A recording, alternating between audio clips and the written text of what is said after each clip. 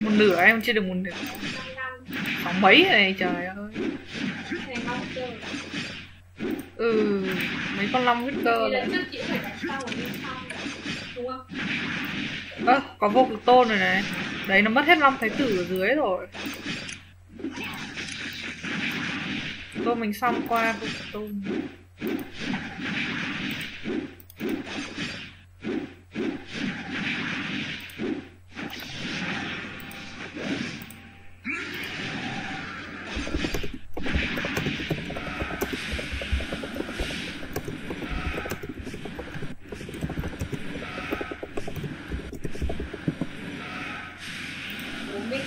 này 56.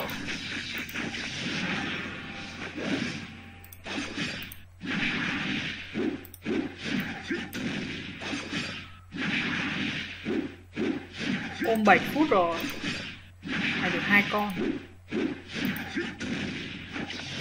Xem tí có vũ chủ hồn không? Đang chủ hồn.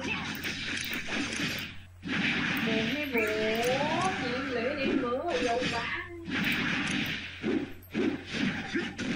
Đánh con này được bao nhiêu điểm? 5.000 điểm rồi. Gì á? Mới có 2. Nó đang tăng 5.000 điểm.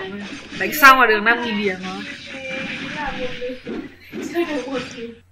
Thế có khi đánh này còn hơn thường, hơn lúc đông người ấy, ôm một con thì lại hơn. Bình thường đánh được có 7-8 điểm một con.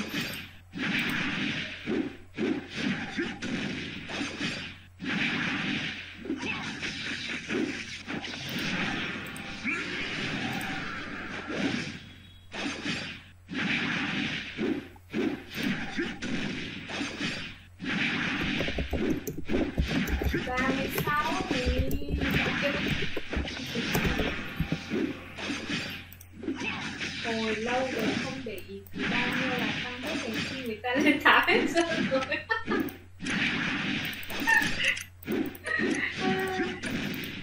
Ai thật sự luôn á, không để ý thì bây giờ. Thì bây giờ mới để ý luôn á. Nháo điên á.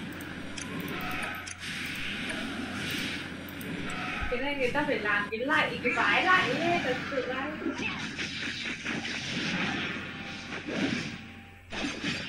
40 rồi. Mấy bọn kia đá bóng, toàn đá vào cửa. hết đấy rồi Hả? hết đầu đá rồi. Hết rồi. 2.000, hôm nay được có 2.000, hôm nay không có vạn hoa vương được có 2.000.